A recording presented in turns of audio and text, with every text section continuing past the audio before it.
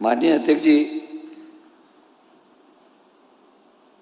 कई सरकारी विभाग, लगभग सभी सरकारी विभागों में कार्यरत कर्मचारी और उनकी यूनियंस लगातार पुरानी पेंशन बहाली की मांग कर रही है। मान्यवर, वो अपने आप को असुरक्षित महसूस कर रहे हैं। आप और हम सभी जानते हैं कि रिटायरमेंट के टाइम जब मकान बनाना है, बिटिया की शादी करनी है, बच्चों की नौकरियों के लिए करना है, उस समय वो लोग परेशान और चिंतित हैं।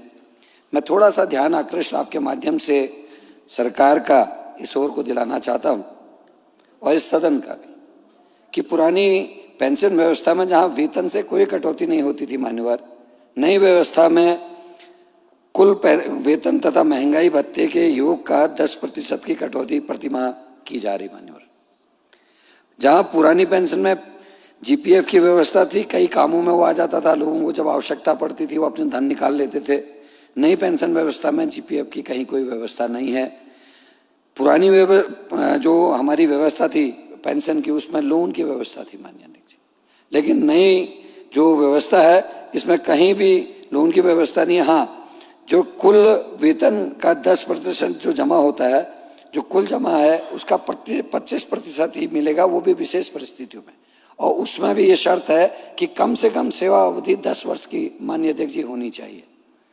इससे बहुत ज्यादा प्रताड़ना जो है कर्मचारी करें, उनका समय समय पर कभी इलाज के लिए, कभी बेटी की शादी के लिए, कभी किसी अन्य आवश्यकता के लिए उनको जब जरूरत पड़ती है तो अपने पैसे को नहीं निकाल पा रहे, जो बहुत ही चिंता का विषय है माननीय अध्यक्ष जी। माननीय अध्यक्ष जी, पुरानी पेंशन में प्रति वर्ष 10 वर्ष के पश्चात लागू होने वाले वेतन आयोग का लाभ मिल जाता था, लेकिन नई पेंशन व्यवस्था में उसकी कहीं कोई व्यवस्था माननीय अध्यक्ष जी नहीं है। पुरानी पेंशन व्यवस्था में जहां 10% ग्रेजुटी का कुल वेतन का मिलता था, 10% कुल वेतन का, और नई पेंशन व्यवस्था में ग्रेजुटी की व्यवस्था नहीं है माननीय अध्यक्ष जी।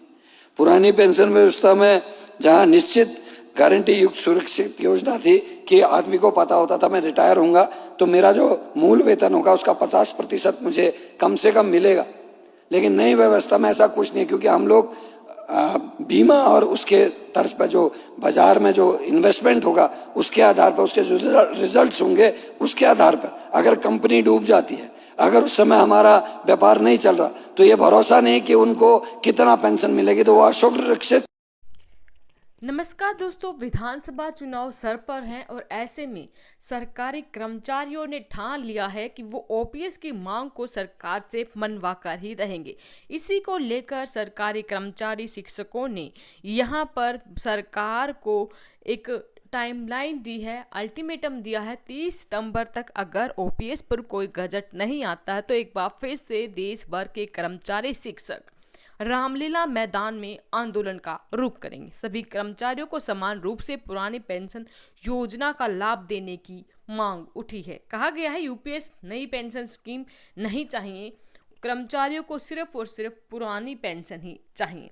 राष्ट्रीय पुरानी पेंशन बहाली आंदोलन ने वन नेशन वन इलेक्शन के साथ ही वन नेशन वन पेंशन शुरू करने की मांग की है। एक समान रूप से सभी कर्मचारियों को पुरानी पेंशन योजना का लाभ देने पर जोर दिया है। एनएमओपीएस के प्रदेश अध्यक्ष ने कहा कि केंद्र सरकार का वन नेशन वन इलेक्शन का प्रयास सराहनीय है। उम्मीद है सरकार इसी मुहिम को वन पेंशन वन नेशन से भी जोड़ेगी। देश भर के सभी कर्मचारियों को एक समान पेंशन व्यवस्था का लाभ दिया जाए। कहा भी कि अभी देश में वर्ष 2005 से पहले के कर्मचारियों को पुरानी पेंशन का लाभ दिया जा रहा है, इसके बाद आए कर्मचारियों को नई पेंशन स्कीम से जोड़ा गया है।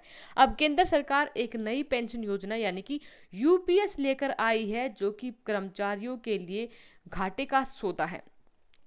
बेहतर यही होगा कि केंद्र और राज्य सरकारें अब वन नेशन वन पेंशन की मुहिम पर आगे बढ़ते हुए पूरे देश में पुरानी पेंशन बहाली का फैसला ले। एनपीएस यूपीएस की बजाय सिर्फ ओपीएस को ही लागू किया जाए। कर्मचारी पुरानी पेंशन बहाली से कम अब कुछ भी स्वीकार नहीं करने वाले हैं। जी हाँ दोस्तों, महासंघ के अध्यक्ष ने कहा लंबे समय से महासंघ की ओर से वार्ता की जा रही है, समां मांगा जा रहा था। महासंघ की ओर से मांग की जा रही थी कि जनवरी 2024 से लंबित बढ़े हुए महंगाई भत्ते का लाभ कर्मचारियों को सुनिश्चित कराया जाए। जब राज्य कर्मचारियों को बढ़ा हुआ महंगाई भत्ता मिल चुका है तो अन्य के साथ भेदभाव क्यों किया जा रहा है। ऐसे में सरकार ने यूपीएस लाकर कर्मचारियों की उम्मीदों पर पानी फेर दिया है और कर्मचारियों ने साफ तौर पर सरकार को ये कह दिया है कि अगर 30 सितंबर तक सरकार पुरानी पेंशन को बहाल करने के संबंध में कोई गैजेट नहीं लाती है तो कर्मचारियों को मजबूर होकर आंदोलन का रास्ता अपनाना पड़ेगा। आपका इसके बारे में क्या कहना है, वीडियो के कमेंट बॉक्स में अपनी राय जरूर दें। पेंशन को लेकर जो भी लेटेस्ट अपडेट आएगा, ओपीएस को लेकर, पुरानी पेंशन बहाली को लेकर, हम वीडियो के द्वारा आपको अपडेट कराते रहेंगे। तब तक के लिए बने रहिए हमारे साथ। धन्यवाद। जय हिंद, जय भारत।